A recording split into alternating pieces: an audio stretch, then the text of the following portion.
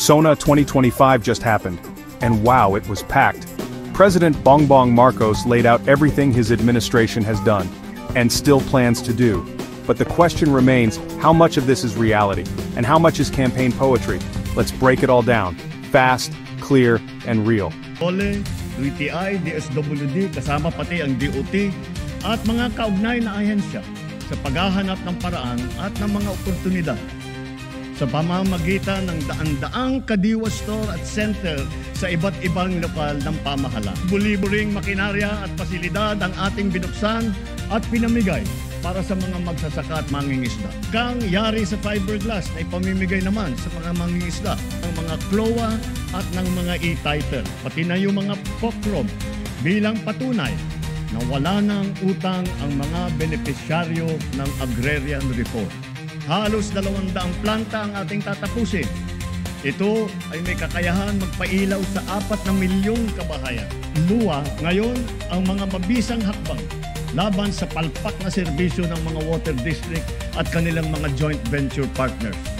Ngayong taon, sinimulan na natin ang Academic Recovery and Accessible Learning o ARAL program. Ting pagtayo ng mahigit 300 Barangay Child Development Center at Bulilit Center sa buong bansa. Tuloy pa rin ang ating programang 4Ps.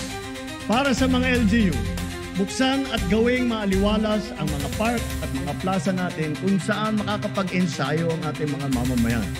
Sa loob ng 3 taon, pinarami natin ang mga pampublikong ospital at specialty center. Nariyan na rin ang 53 bukas center sa 32 lalawigan sa bansa.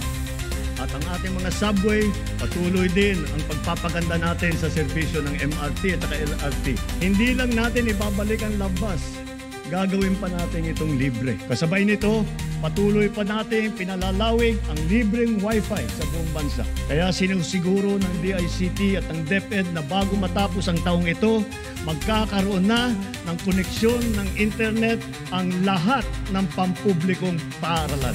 Patuloy tayo sa pagpapatibay ng ating kapulisan. Patuloy na dadagdagan angkop sa layuning modernisasyon at komprehensibong pagtanggol ng ating kapuluan.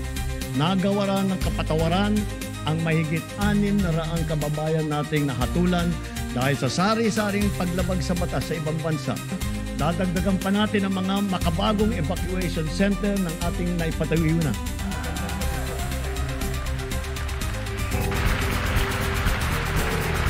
So that's the 2025 State of the Nation address in a nutshell. There's a lot to be proud of, but honestly, even more to keep watch on. Will these plans actually reach the Filipino people? Or, will they stay on paper? Let us know what you think in the comments below. Don't forget to like, share, and subscribe for more real talk on the future of the Philippines.